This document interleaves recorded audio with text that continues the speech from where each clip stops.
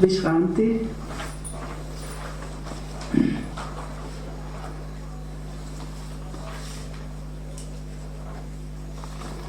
Vishranti Paramati Kanopati Vivachita Savikalpa Vikalpanam Sarvasam Samvidalaya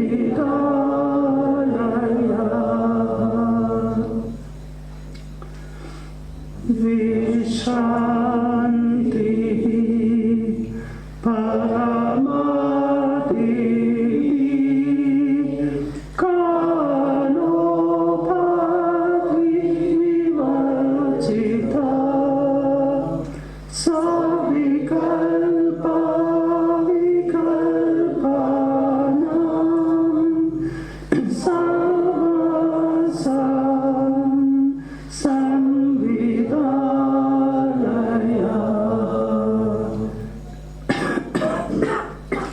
It's okay, if we know these three, then the afternoon we can do Paramparastam.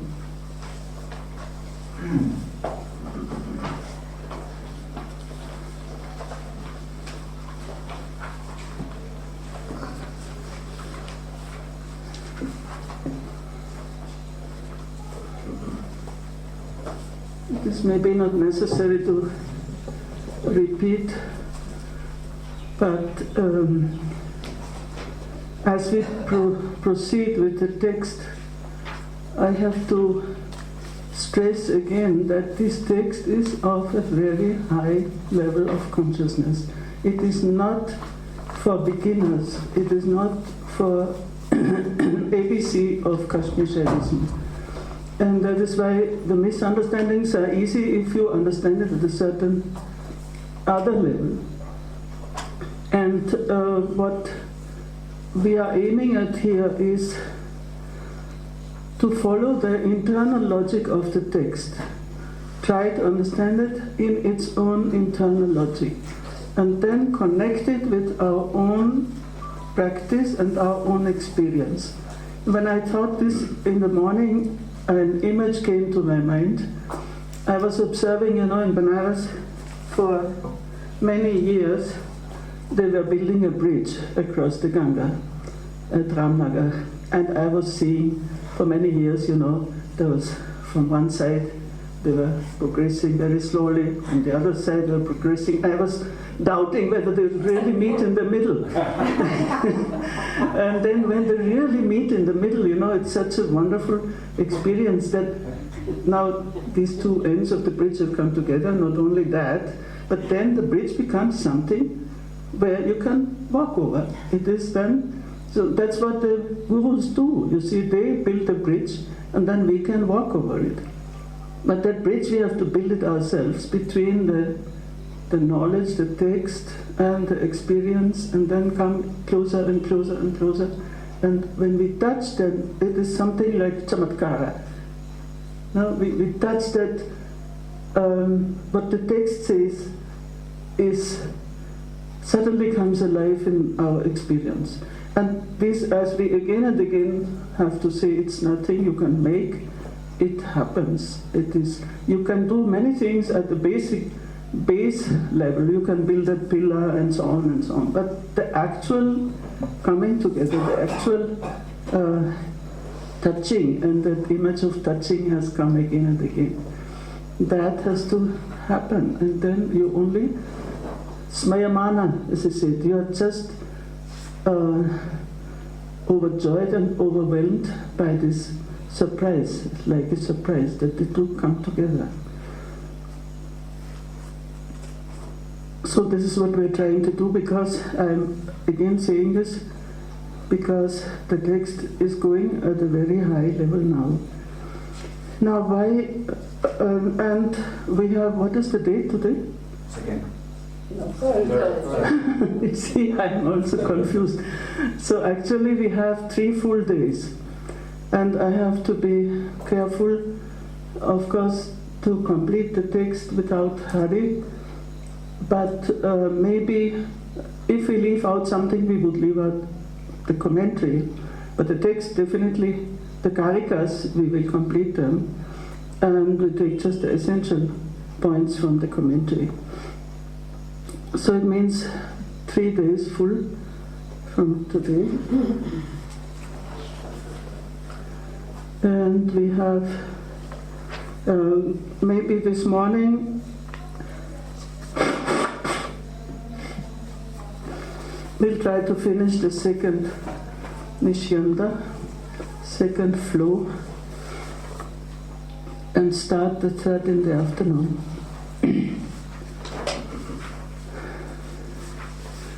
Now, why Kshemarāja has divided the Kārikas, which are actually originally not divided, and made this second section, because he finds a certain logic of progression, that in the first section it is more a question of internalization, of going beyond the simply sense perceptions, then to the powers behind the senses, and so on and so on. But it's all in the movement of internalization, nimilana samadhi. And then the verses which we have started yesterday, they move in the direction of universalization. See, unless we are perfectly internalized, and that is why, the teaching such a text in a non-meditative environment would be a sin. Just like Vijnana Bhairava, you can teach it in the classroom at the university, but it would be, for me, it would be a terrible thing to go against the spirit of the text if you're not in that kind of meditative environment. So that's why the internalization is the precondition for the universalization.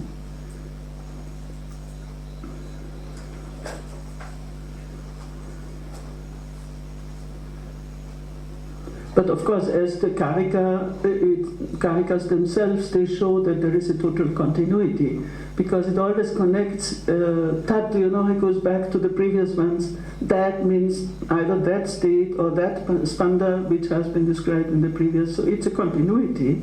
It's only Kshemarāja who breaks it up into certain units of meaning. And I have to excuse myself to Alexandra and David Atta, those who are more interested in the textual and scholarly side, because just out of lack of time, I'm not going into the whole question of the mantra, mantreshvara, mantra, maheshvara, etc., because then I have to explain so many things and we cannot proceed. And that is actually, it's only Kshemarāja. It's not the text itself. The Kārikas don't. Kārikas only speak of mantra. And the other commentators, they don't understand it in that sense also. So we come to verses 3 and 4.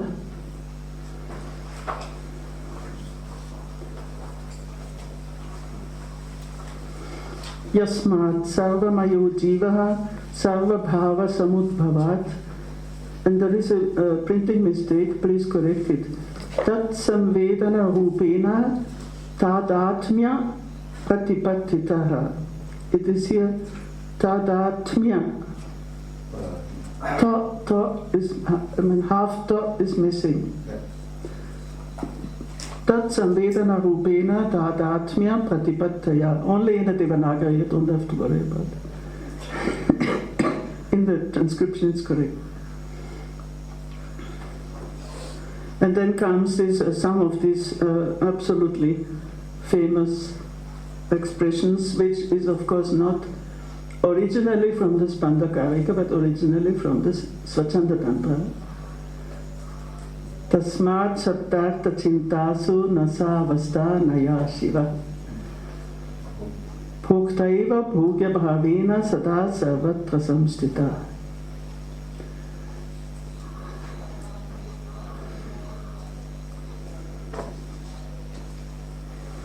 Now, in the course of, first of all, we are moving to Advaita. We are moving to Advaita of not only the internal and the external, but also the divine and the human, and the limited and the universal. Because if you exclude anything, and that's what then Utpaladeva, he calls very clearly Paramadvaita. It's not simply Advaita, it's Paramadvaita, which includes the lower levels. It does not exclude anything. It includes, and it includes, therefore, the whole question and what to do with this individuality. Either you have to suppress it, or you have to deny it, or you have to merge it, or you have to identify it, or because after all we are individual beings. And here the process is, and that starts actually with Utpaladeva, and I think Mark is right, although the idea is also older. I mean, in the Upanishads you find something similar, but I wouldn't say in Vedanta. Vedanta is quite different. That it was Utpaladeva, of course based on the Spanda Kārikā, and Vijnana Bhairava, of course, is so universal. You find everything and anything in Vijnana Bhairava.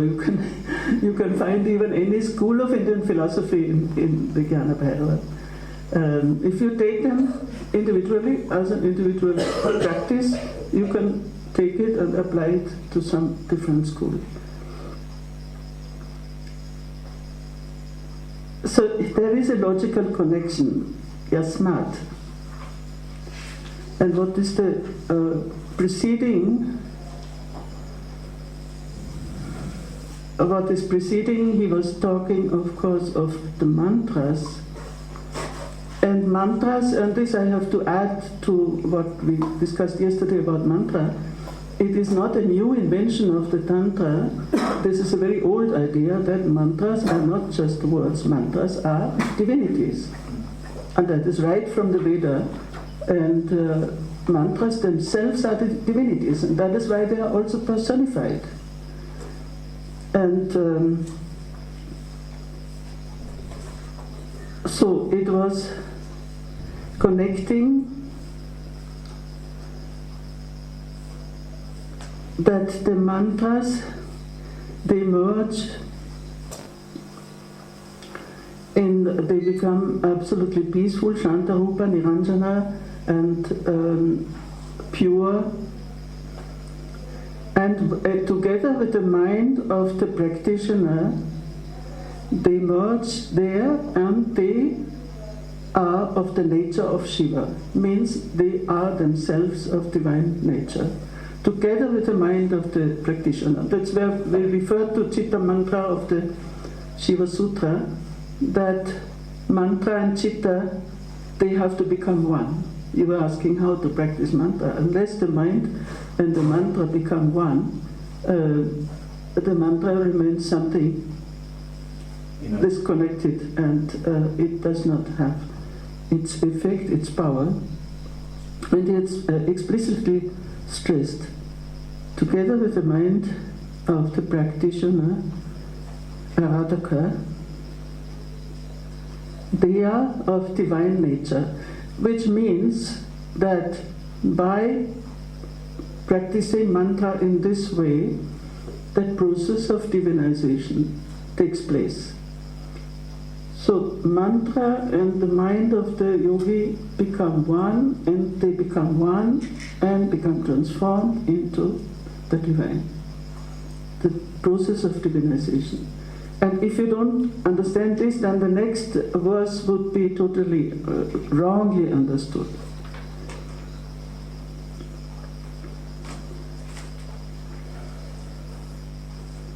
And that is the logical connection when he says yasmat.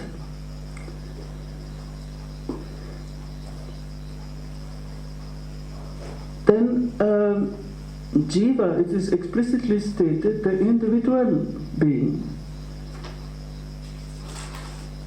Because the individual being is sarvamaya, is universal. So here that identification is already made. Is sarvamaya means is universal.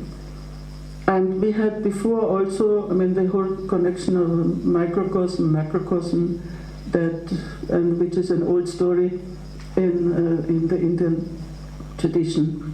Whatever is in the body is in the universe, and then even the individual itself is sarvamaya. It is universal. And this expression, of course, corresponds philosophically perfectly to the idea sarvam sarvatmakam, means everything is of the nature of the totality. So every individual being, also every, not only individual human being, but every blade of grass, every grain of sand is of the nature of the totality. So this sarvatmakam, everything is connected with everything else and united with everything else. Here it is applied to the jiva, and that's the most difficult thing, because the greatest obstacle to this universal feeling or universal identification is the individual. But he goes on, sarva bhava samudbhavat, because everything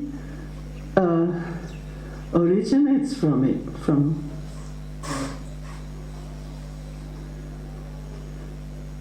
Okay, let us read the translation, even if it is a little digressive.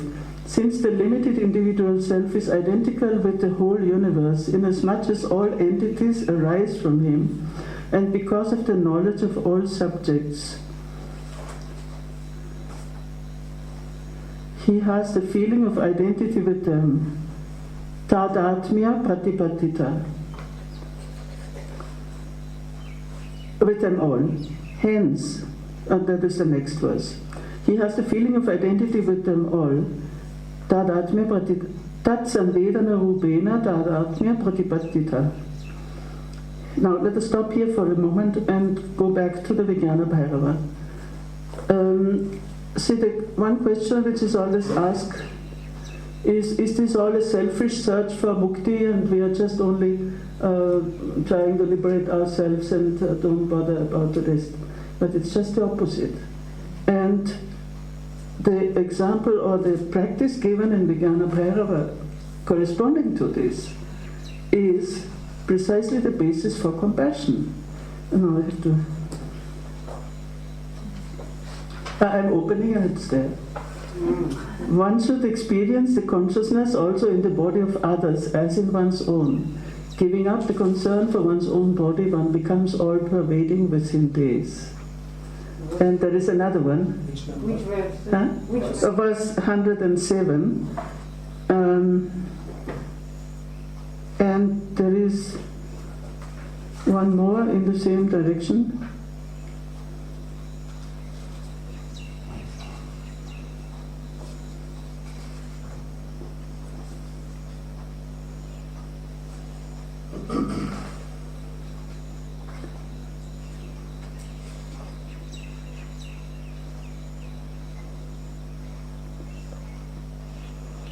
This is, verse 100 is also similar, but it's not exactly what I mean.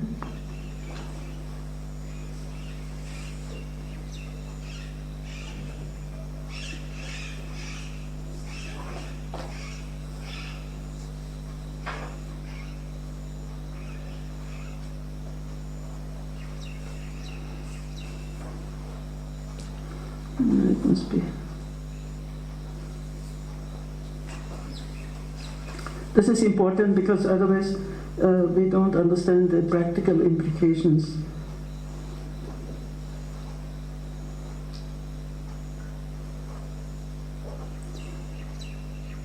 But 100 is a little different, but still connected. The one which is characterized as consciousness is residing in all the bodies. There is no differentiation in anything. Therefore, if a person realizes that everything is full of that, he conquers the world of becoming. But it's more directly directed to other people.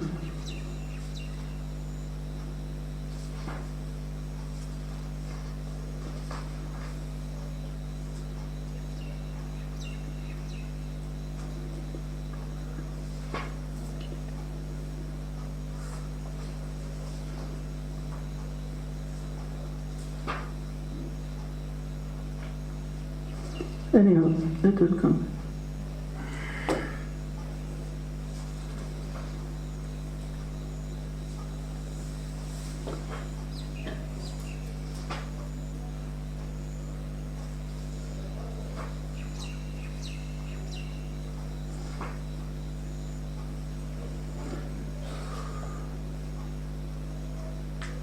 But these are all somehow connected. 124 is also somehow connected. The reality of Bhairava is present everywhere, even in common people. He who knows that nothing exists apart from him attains the non-dual state. But what I meant is still something else. Yes, immediately afterwards. 125. Having the same feeling towards friend and foe, remaining the same in honor and dishonor. No, sorry.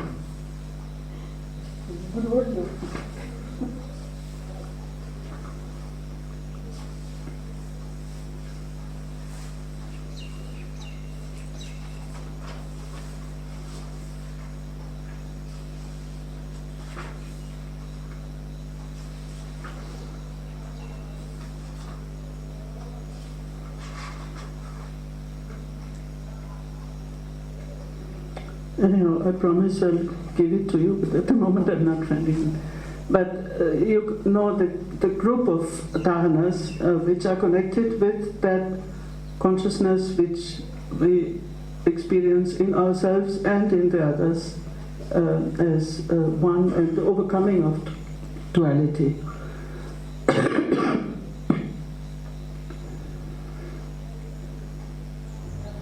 Tadatmya pratvertita.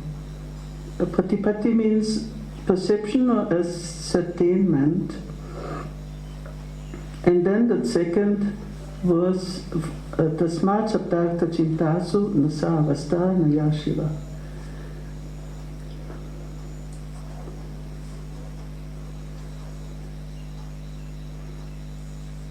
Therefore, whether in word,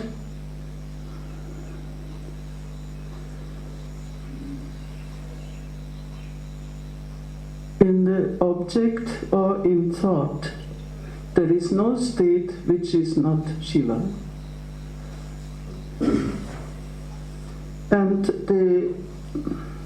I hope that Kshimaraja gives, the source is actually in the Swachanda Tantra. He doesn't give. Bhoktaiva bhogya bhavena sada sarvatra samstita. It is the experienced himself who always and everywhere abides in the form of the experienced. And then that is in bracket, to be put in bracket. It is the divine himself who is the essential experience. And it is he who abides in the form of the universe as his field of experience.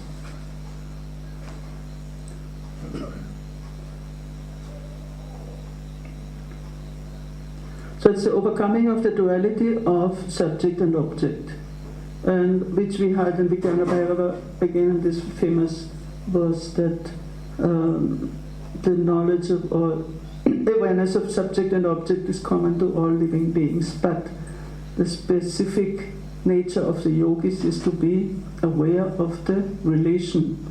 And relation means also of the unity. Sambandhe savatanata, to be aware of the unity of both. And here, this is what he is trying to achieve.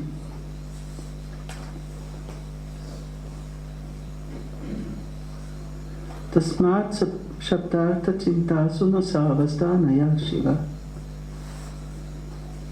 Bhoktaiva bhogya bhavena sada sarvatra samstita. Now let me see Mark's translation.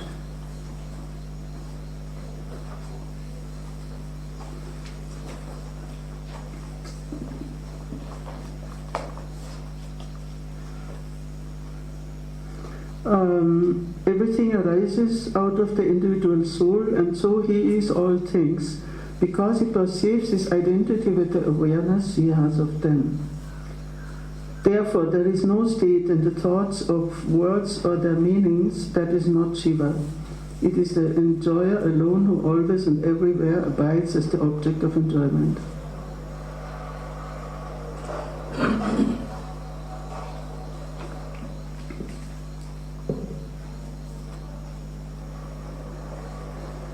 Now, this whole question of the identification of the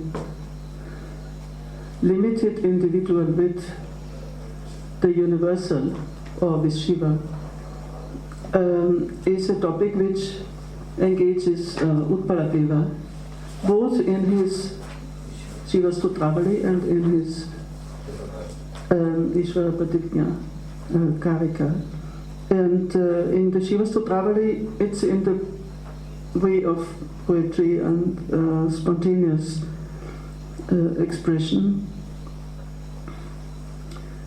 where, for example, see, the worst obstacle for a yogi is abhimana, means to consider the ego most important. But he has a verse on abhimana, that even abhimana is, if you realize the true abhimana, that is pride or ego.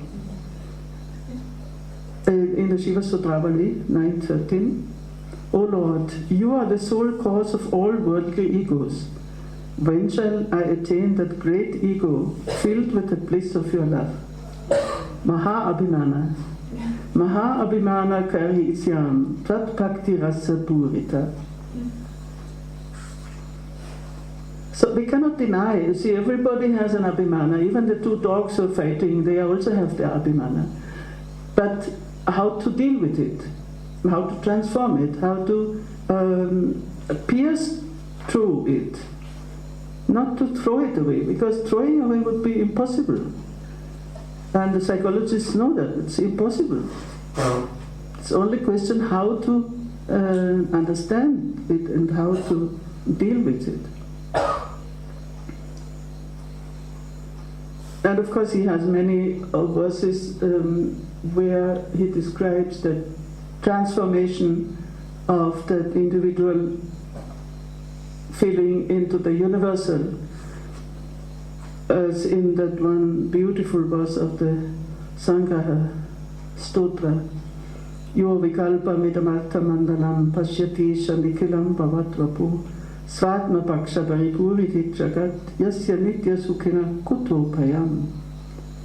He who perceives this whole universe of objects in a thought-free state as your divine body, and who fills the world with his own self, Svatma paksha, he is ever blissful. Whence the fear? So this Svatma paksha paripuriti jagat,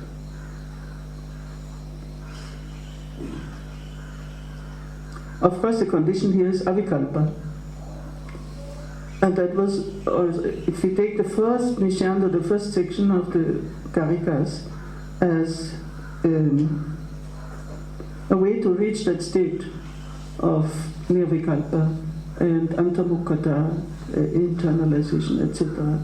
And that is the condition for being able to universalize. Otherwise, if you remain in your limited ego, there is no question of universalizing, of identifying with everything and everybody. It's just not possible psychologically. So it's only in the state of nirvikalpa. So there are many passages in the Shiva Sutravali where he shows that transformation, oh yes, thank you, of the limited ego to the universal.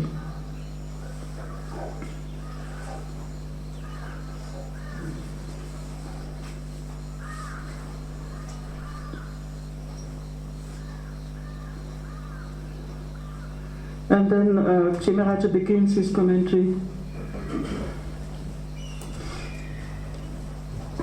Yato jivo grahaka sarvamaya shiva vat swarupa. Because the logical connection of this universalization is, thank you,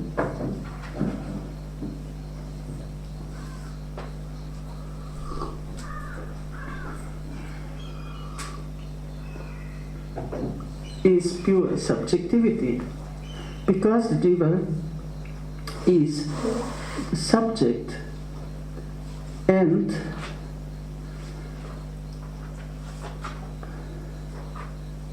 therefore he is like Shiva, Shivavat, Vishvarupa and Sarvamaya. In as far as he is a pure subjectivity, the question about the purity, of course, that is a question of vikalpa, nirvikalpa, etc. But as far as he is a pure subject, he is like Shiva, who is Sarvamaya, universal, and Vishvarupa, who has universal form.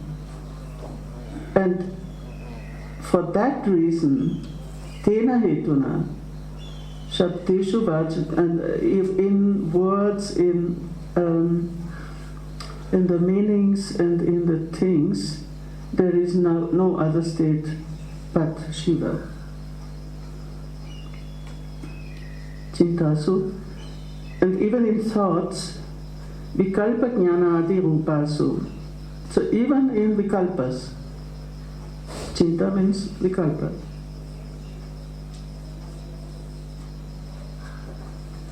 Adi Madhya Anta Rupa Savasta Na Asti Ya Shiva. There is no state which is not Shiva, whether in the beginning, in the middle, or at the end. And that refers to the previous description that the Suprabhuta, he has this awareness not only beginning and end, but also in the middle. Whereas the not fully enlightened one, he has the awareness only at the beginning and at the end of some states.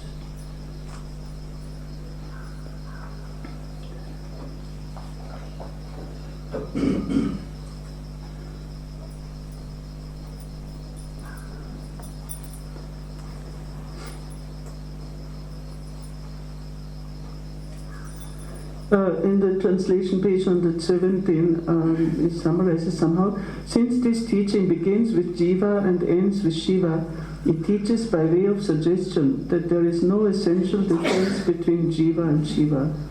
That is to say, one should not regard oneself as imperfect in any state like body, etc. Rather, he should consider himself as of the nature of Shiva, who is a compact mass of consciousness. Now, this one should not consider oneself as imperfect. This corresponds to Anavamala. See, when we have talked about the three malas, Karma Mala, Maya Mala, and Anavamala. Anavamala is that most difficult to overcome limitation of individuality, where you always consider yourself as incomplete, imperfect. You always need something to fill this gap. And this is precisely, here is that point of that Advaita, of realizing that non-duality between jiva and shiva, and where this whole question of imperfection, incompleteness, dissatisfaction, this whole thing is completely eliminated. And only in a state of Advaita.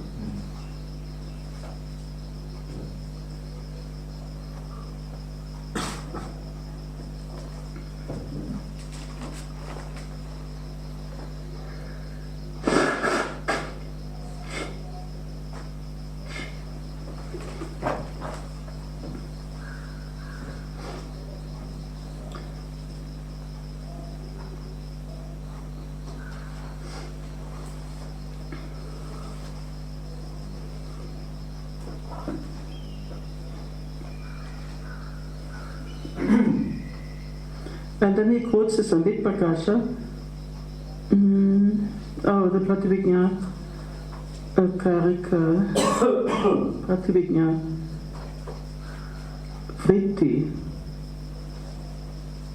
Even those who perceive the body consisting of 36 tattvas in the form of Shiva and treat it with respect acquire spiritual perfection, and also those who investing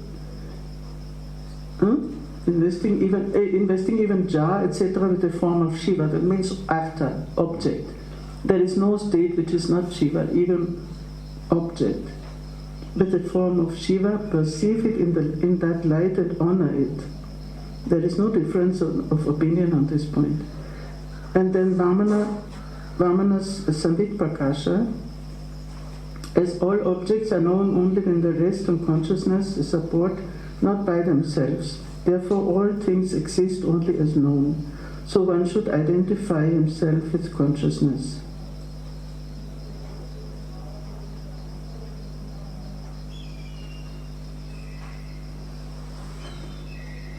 And he says at the end of the commentary, Evam anena shloka dvayena rahasya charya sarva bheda pada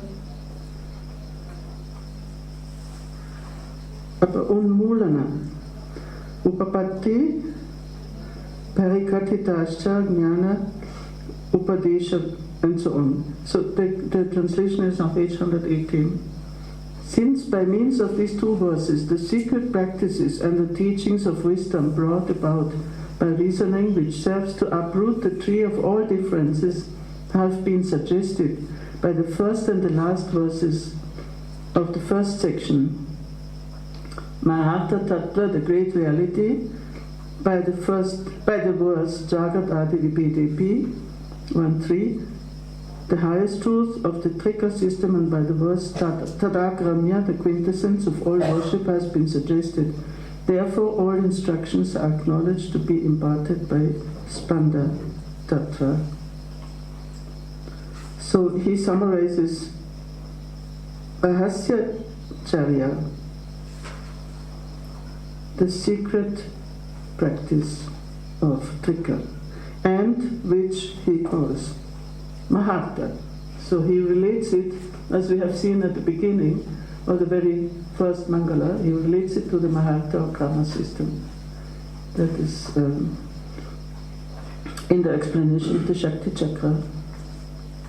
And this non-duality, of course, relates to one of the meanings of Shakti Chakra, that it is the wheel of energy of the individual in as far as it is universal. That Shakti Chakra, our own Shakti Chakra.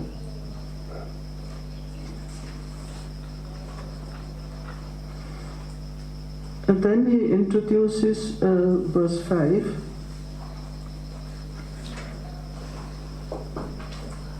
Ata etat pratipatti saratra eva moksha iti adishati. The author now points out that it is the quintessence of the realization of one's identity with the whole universe that constitutes liberation. I mean, this he has complemented from the verse. Etat pratipatti.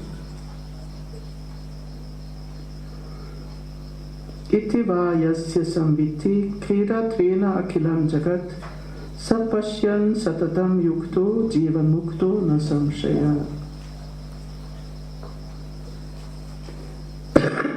Or he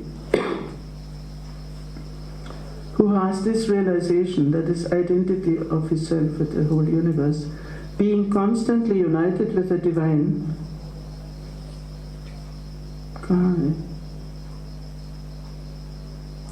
yukta. See, Jaidev Singh, he always adds something. Yukta, being integrated, being united. And we had this yukta, yukti, which is so important in these texts. We use the entire world as the play and is liberated while alive. Krida tvena akilam jagat. Sapashyan satatam yukta. jivan mukto na samshaya. He is ever integrated, satatam yuktaha. He is ever united, he is ever integrated. And the satata is most important because we have seen the difference between the prabhuta and the suprabhuta. It's only in the continuity.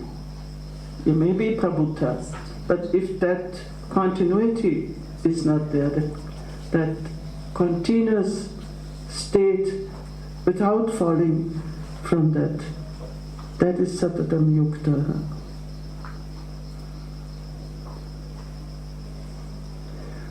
And it's also interesting, I mean, he, of course, the suprabhuta is jiva mukta. But he arrives at that state of jiva mukti by describing these phases of identification of his consciousness up to that constant, integrated and united state.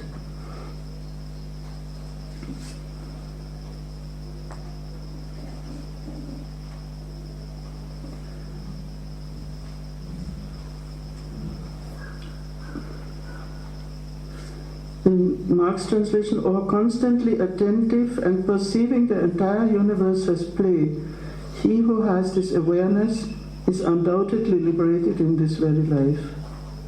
Constantly attentive, he says satatam yukta. It is true, but attentive may be a little too weak even. I would rather, more united, integrated. But all the implications, of course, you have it in the Gita and you have it in the Vijnana Bhagavata, that yukta and yukti.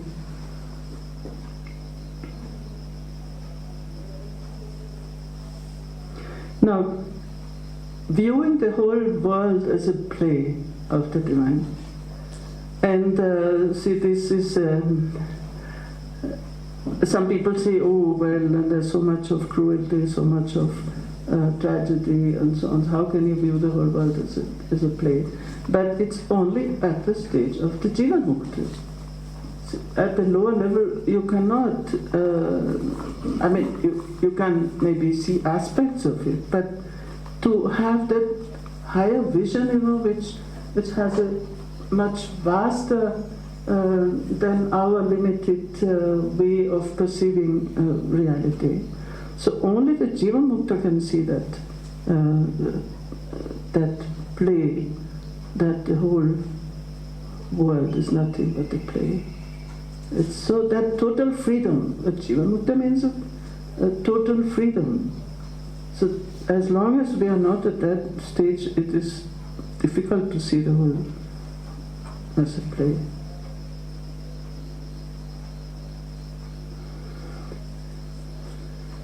Now the question is raised by Kshemaraja, why does he start this very important, very crucial verse with iti va?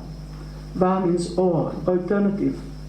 And he understands this va as the difference between nimilana samadhi and unmilana samadhi. So as the alternative.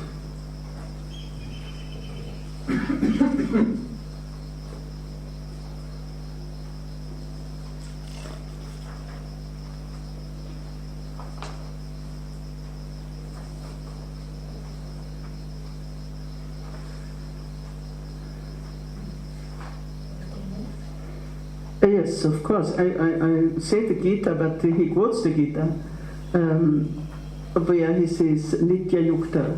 I remember that Nitya Yukta. See, the Jiva Mukta in the Gita is called Nitya Yukta, who is ever united, ever integrated.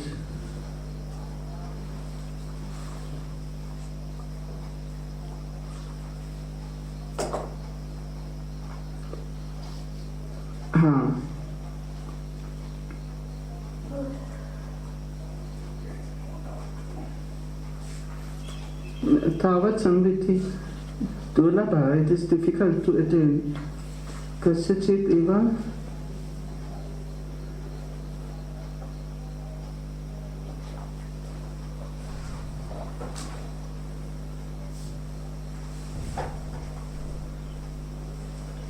Nija samvit unmesha nimesha bhyam srijan. Now, we come back to our first verse, unmesha nimesha, which is, it's not only the activity of Shiva, it's the activity of the liberated soul, of the jiva mukta. And unmesha means here that awakening. And unmesha nimesha, even in the case of the jiva mukta, means that creating and dissolving.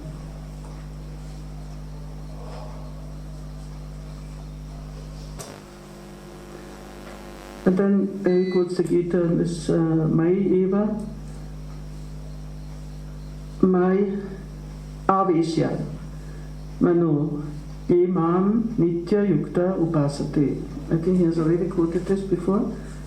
Having mentally entered into me, those who are always united with me and wait upon me.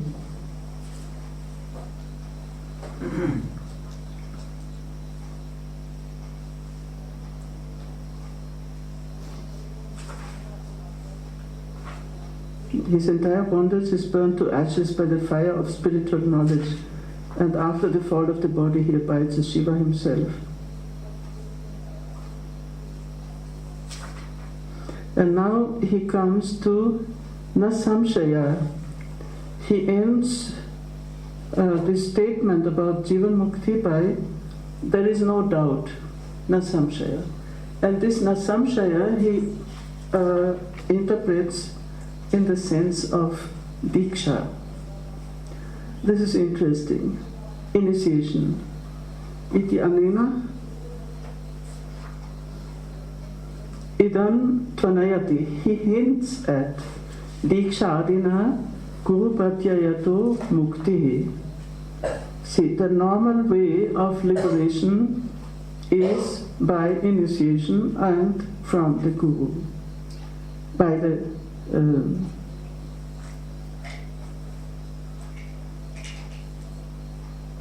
faith, or pratyaya can be also faith in the guru. There is liberation.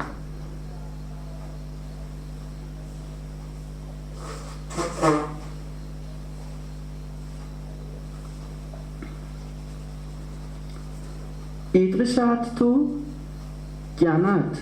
See, there are the three ways of getting liberation: by initiation, from the guru, and by knowledge alone, jnanat.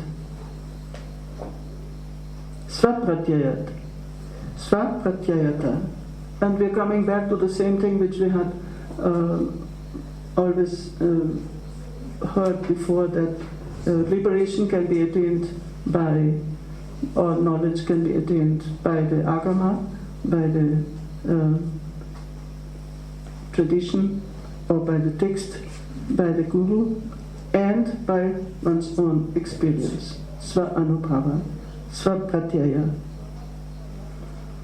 And of course, ideally the three combine. Ideally. But even if you don't have a guru, or if you don't have the Shastra, you can still experience that yourself. And of course, everything is a creative process. I mean, the tradition doesn't live with a very single track. Tradition means always combining these three. And sometimes you may be fortunate to meet a guru. Of course, that is the greatest fortune in one's, not only one life, so many lives. But even if that is not the case, and you have some experience, and then you come across some text like Vijnana Bhairava, and suddenly you understand something, and so it's all a process. And then again you meet somebody who confirms that yes, your experience is right. So it is all a process, it's not only one track.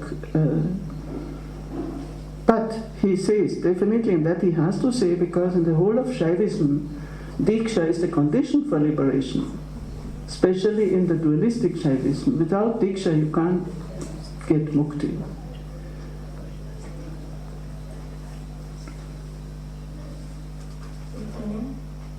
Yeah. Yeah, so to go back to that or, does it mean that Jamilana Samadhi is not a necessary precondition? Or these means that he's given in the first section of Jamilana Samadhi are not preconditions? No, is that whole internalization of consciousness a necessary precondition for the universalization? Yeah. It is. It is. So despite this or, because it's a little bit, it says the author means to suggest that the means of the Nirvana Samadhi described in the first section is optional. See that we have seen before that this internalization Nirvana Samadhi, it does not mean only that you have to spend many years in sitting in Samadhi, but it can happen in a moment. And that is why this atikota, this getting into an intense state, it brings you, internalizes you in one moment. And then that moment, of course, can be extended in samadhi or in practice. Maybe the problem is optional. Optional is the right translation. But see, va, it is often wrongly translated. Va does not only mean optional. Va means also and. So it's often it is a very Western way of thinking. Either it has to be this or it has to be that. No, va means precisely it can be or it both. But you can look in the dictionary. It can mean also. You believe?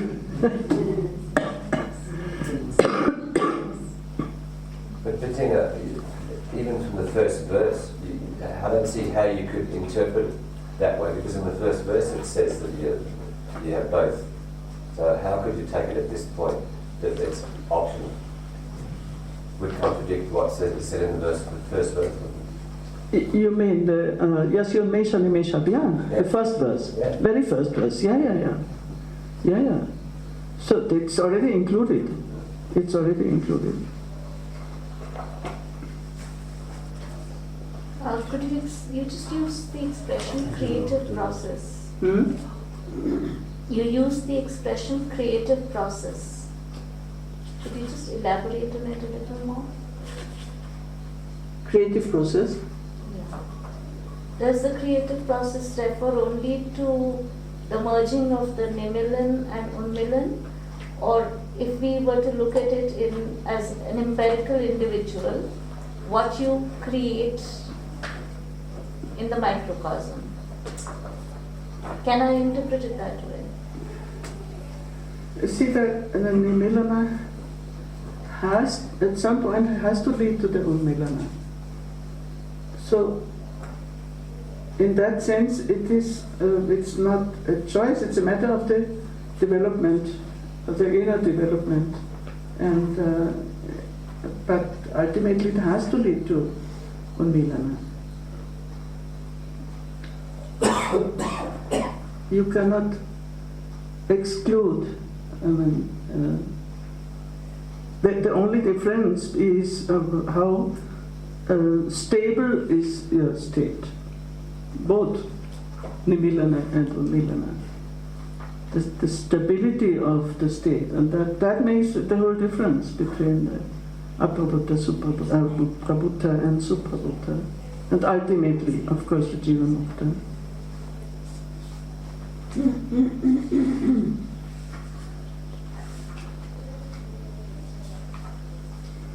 So what is aimed here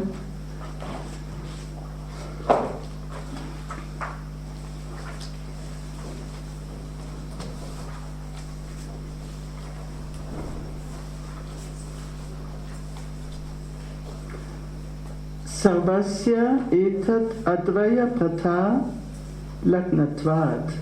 see at page 122, Sanskrit, line 4. Sarvasya etat advaya prata lagnatvat. Because the whole thing is a question of realizing the state of non-duality of everything. Sarvasya etat advaya prata.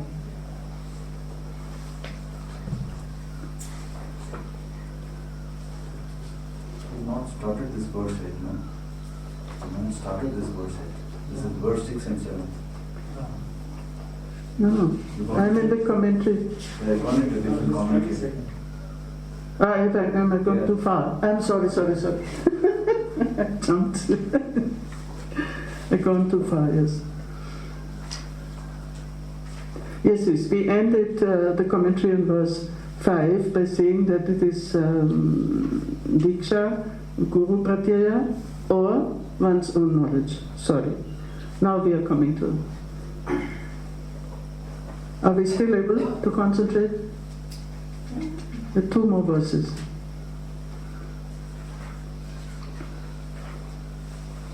Iyam eva mahasamapatti sadhaka acharya adinam abhishta prapti hetu. This great realization is the means of the attainment of the desired object of all the sadhakas and the acharyas. Mahasamapatti, who is very conversant with yoga terminology. Samapatti is a very specific term in yoga. Okay?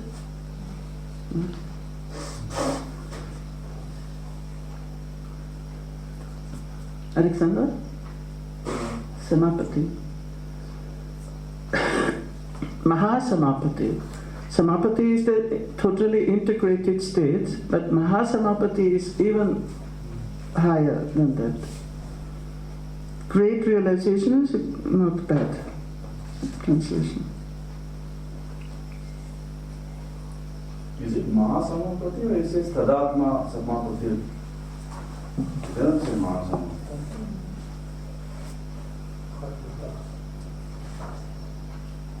No, I am talking of the introduction to verses 6 and 7. The little introduction to verses 6 and 7.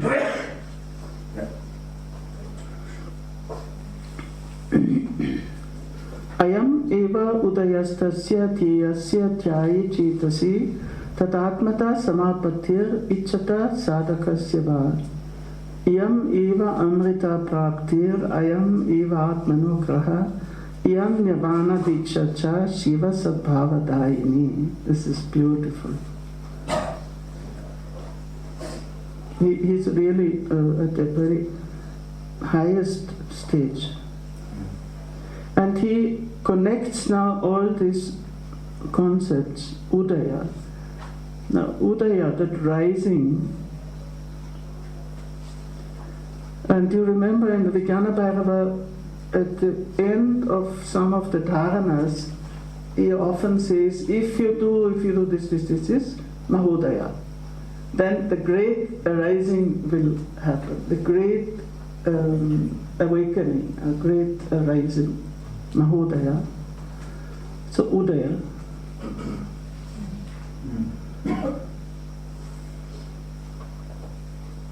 Tyeyasya dhyaya cetasi. This only is the manifestation of the object of meditation in the meditator's mind, that the aspirant with resolute will has the realization of his identity with that object of meditation.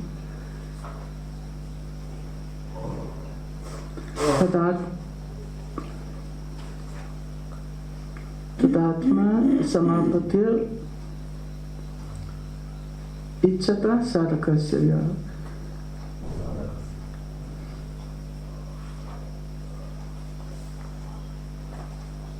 Now, the object of, the aim of any meditation is to become one with the object of meditation. Dhyana, dhyeya, that difference between dhyata, the meditator, the meditation and the object of meditation, that difference has to be dissolved, has to disappear. And as long as our meditation is incomplete, if we still sit and think, now I am meditating, and now I am thinking on this. So this duality is still there, that is not real meditation. So Dhyata, Dhyeya and Dhyana. Or Dhyayin means also the meditator. Dhyayit cetasi, in the mind of the meditator. This is the rise of the object of meditation, Udaya, which is samapatti. It's a unification. You know, many of the, it's so difficult to translate the subtle difference between these words related to yoga practice, like samapatti and anusandhana. They all mean this unification.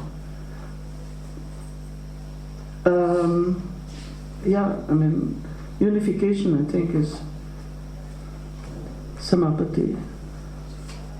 Tadatma, samapatti, ichata. Now, if we translate it in English, then we could say, why this icha? Why by will? But if we translate icha in a different way, because we have seen that the 4 upayas, the highest upaya, apart from the non-means, that is beyond anything, the highest upaya is purely icha. And icha means not my individual will, but icha means just that impulse to, that's why udyamo bhairava, that push, or that elan, as Silvan says, that there is nothing else. There is no kriya, there is no jnana, there is only icha. And that is Shambhavapaya. That is pure Shambhavapaya, where your Guru was in that state. Gopinath, say Shambhavavastha.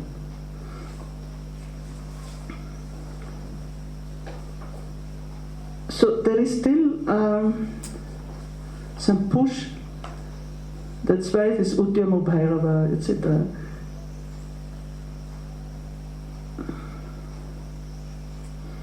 So if we see that this only is the manifestation of the object, manifestation means Udaya, the rising of the object of meditation in the meditator's mind, that the aspirant with resolute will has the realization of his identity with that. So resolute will, it can be very misunderstood in terms of individual consciousness, but here we are already at the level of universal consciousness. So that icha has another power, it's not our individual will.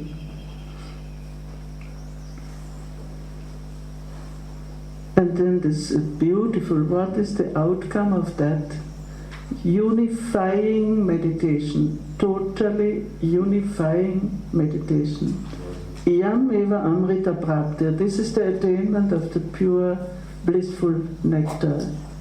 Ayam atmanugraha. This is the attainment of the self. And this is the Nirvana diksha. Nirvana diksha, Shiva Sadbhava Dayini, which leads to the true identity with Shiva. Nirvana diksha, which leads to the nature, the divine nature, Shiva Sadbhava Dayini, which bestows the divine nature. Now, Nirvana diksha is one of the levels we have been talking a little bit about initiation, but not very much. Nirvana diksha is, apart from Acharya diksha, of course, Acharya diksha is the initiation of a master. So that is only given in very rare cases. But otherwise, Nirvana diksha is the highest. That is given to disciples who only desire mukti and not bhukti, not who don't want extraordinary powers or enjoyments in this or in the other world. So Nirvana diksha is the highest diksha, the diksha leading to complete liberation.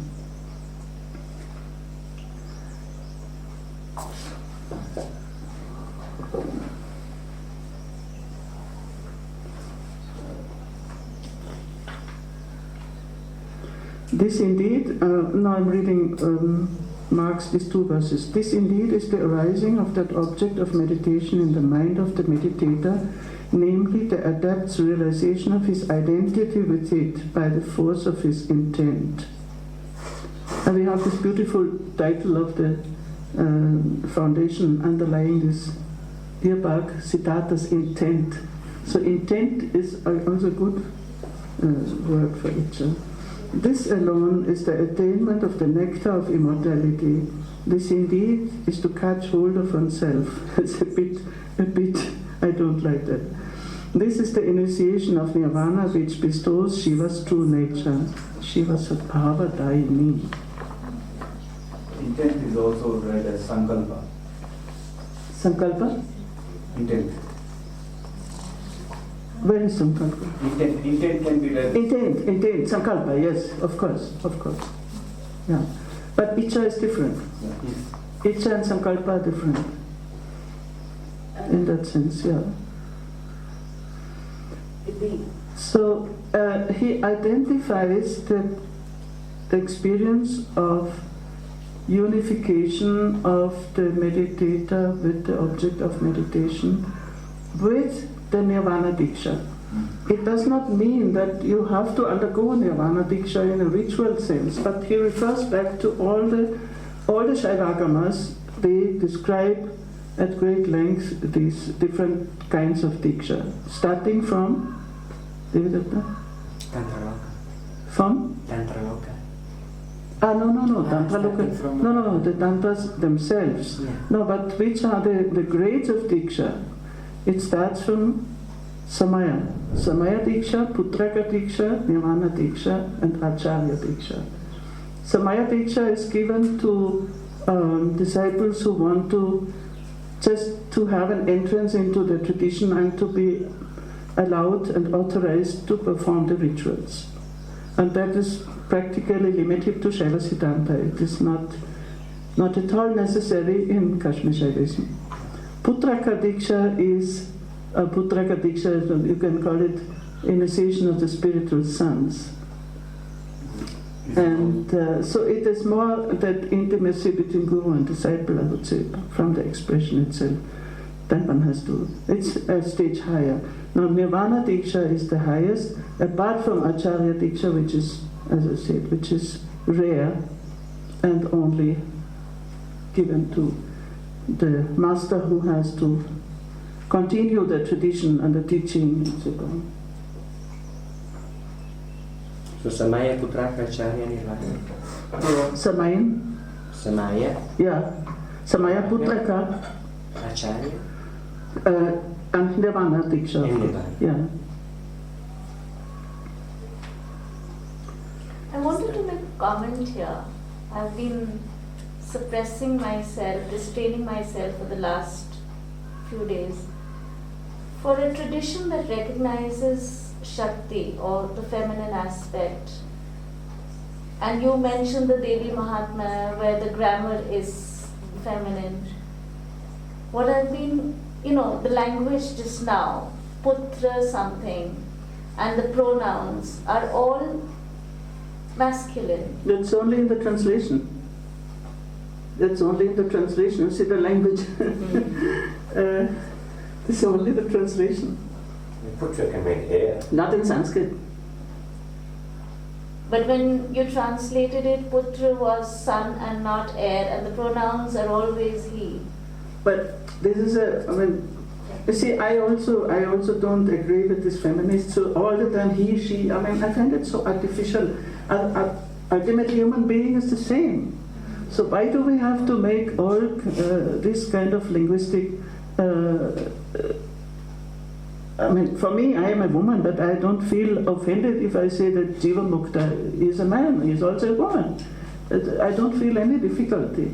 See, otherwise the language becomes so artificial. All these American scholars who translate these texts, it's always he, she, and it's too much.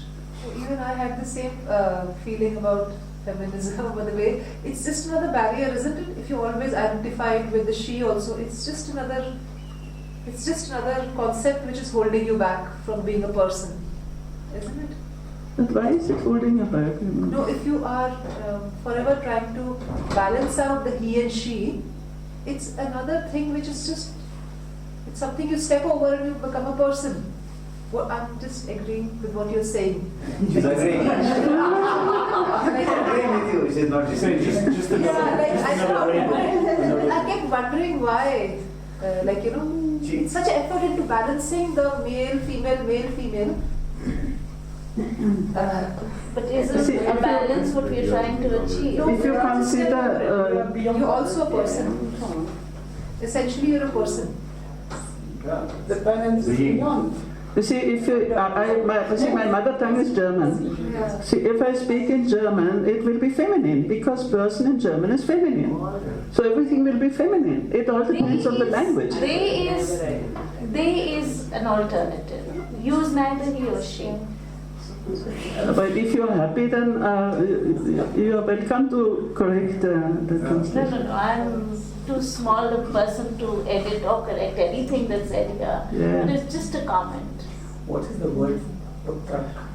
In Sanskrit, what is the word used? Which one? Jiva Mukta was, of course, Jiva Mukta, the grammatically is masculine, but how would he have to express Jiva Mukta?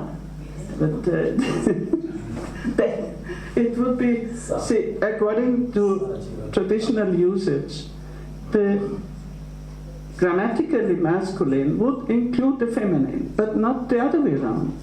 See, if you say Jiva Mukta, then the men will protest. Then they will say that we are not included. But if you look at the entire philosophy, everything depends on Shakti. So if you do not realize that if you want divine feminine power, then you cannot reach even up to that stage of realization. So without Shakti, and it is from the beginning, Shakti Chakra.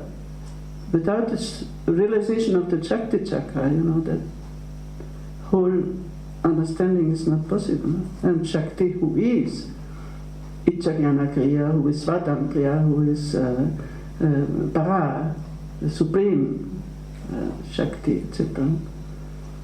So it's a problem of translation, but as I said, modern translators, they will do it differently.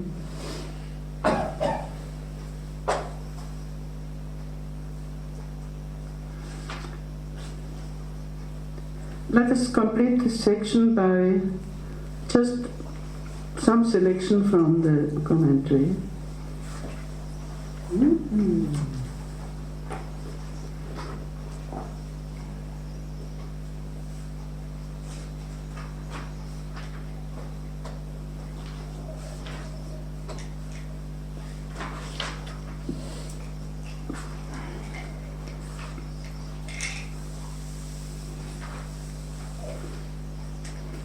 Yeah, he starts by referring to the famous dictum, and he does include all the Shaivagama basic principles of the Shaivagamas. And one of the basic principles of the Shaivagamas is the Jivi Bhutam Shivam Yajit. You cannot worship Shiva without becoming Shiva. And that is a basic principle for every, even sadhaka, everybody who is doing any puja in the temple.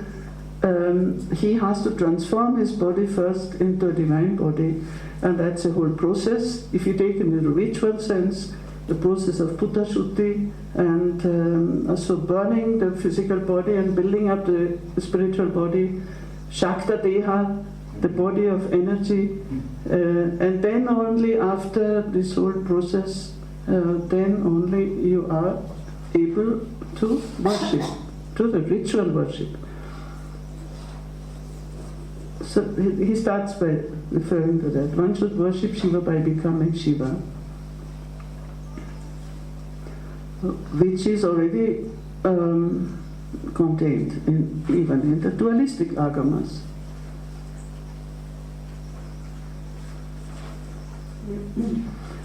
But then here we are going, of course, one step further, that there is no state which is not Shiva, so that you don't even have to go through this ritual process of Bhuta Shuddhi. Because if you have already that realization that there is no state, including the body and the mind, which is not Shiva,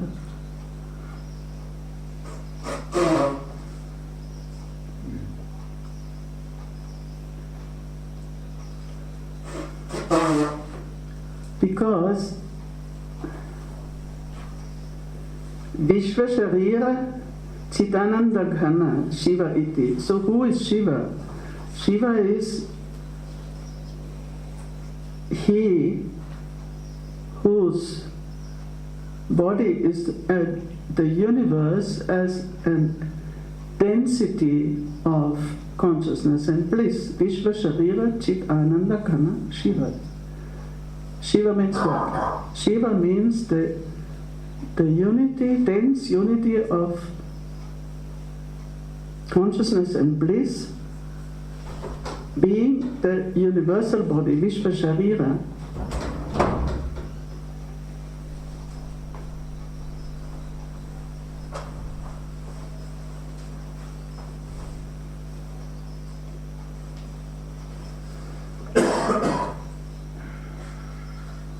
Yeah, that is what I was jumping before. Sarvasya etat advaya prata lagnatvat. Because of attaining the realization of non-duality.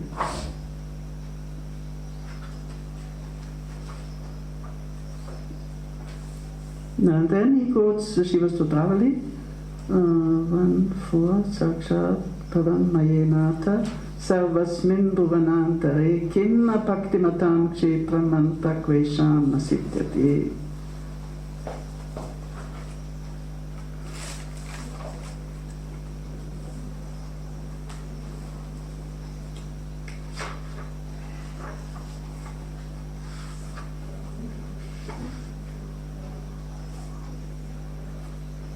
When everything in the world is in your form, how could there be a place not suitable for devotees? Where in the world does their mantra fail to bear fruit?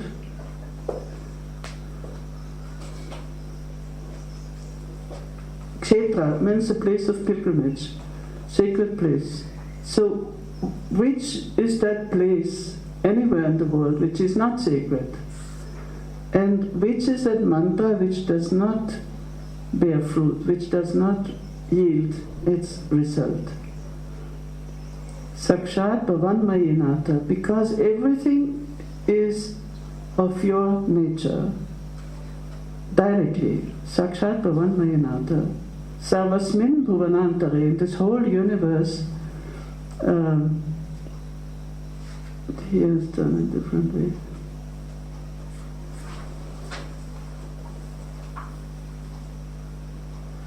O Lord, in this whole world which is thy own manifest form, what is that spot which is not the holy place for thy devotees, and where the mantras of these devotees will not bear fruit?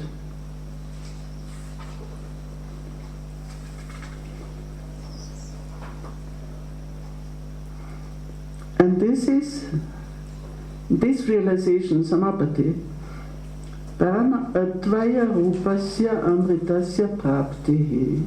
This is the attainment of the ambrosia of the non-dual, realization of the non-dual form. Highest non-duality, paramadvaya.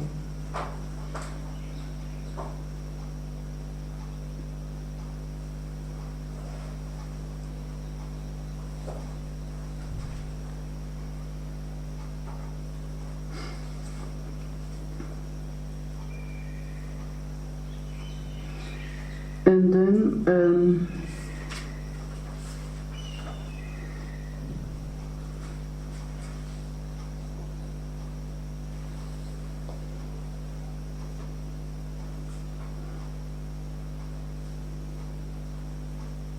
we'll come to this Nirvana diksha, but interestingly, he quotes this Vajanta Tantra, which is critical of the Vedantic understanding of Atma.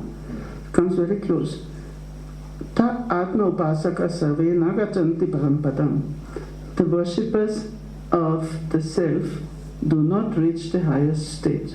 And this is Vajanta Tantra. It's not any philosophical text. But then he comes to this Nirvana diksha, where he quotes my favorite text, that is Paratrishika. Paratrishika. Somebody has stolen? I think it's you.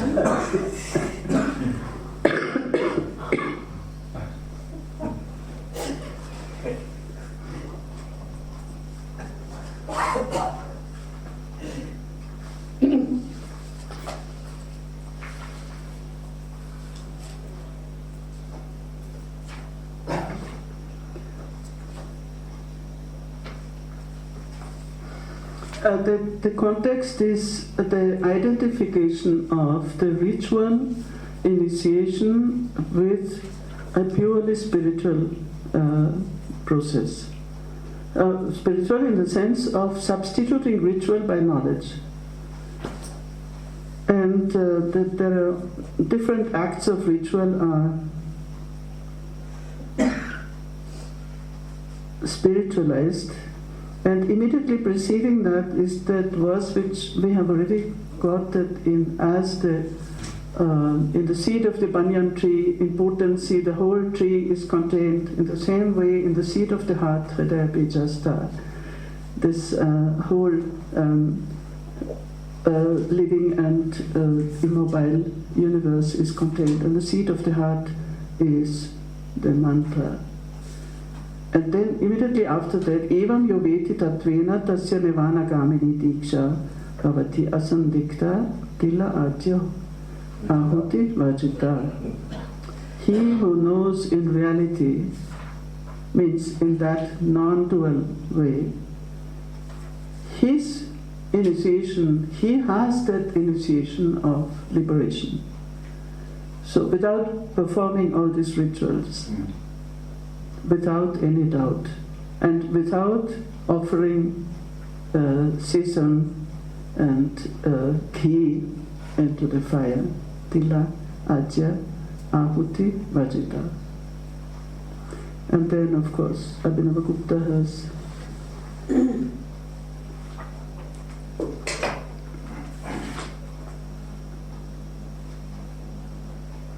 and Abhinavagupta, in his commentary, he quotes the Spanda Kārikā 2:7 exactly. So this is how these scriptures are all interrelated, where he exactly quotes this verse.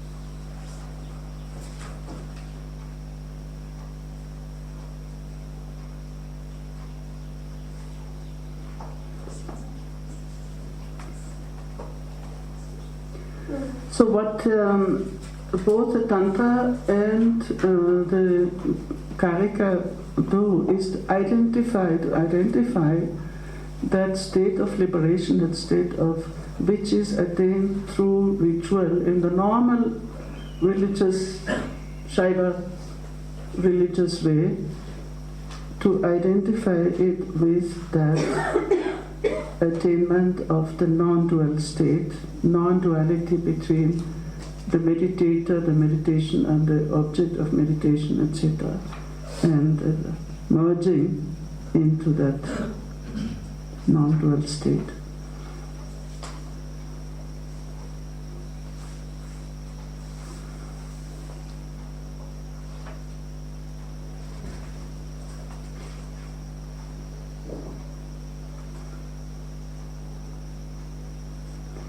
And as you know, at the end of every section, the beautiful expression is iti shiva.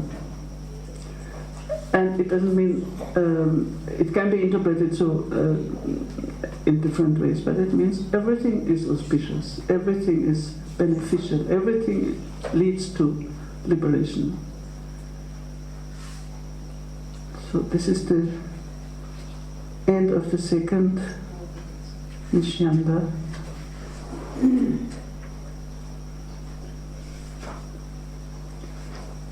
Okay.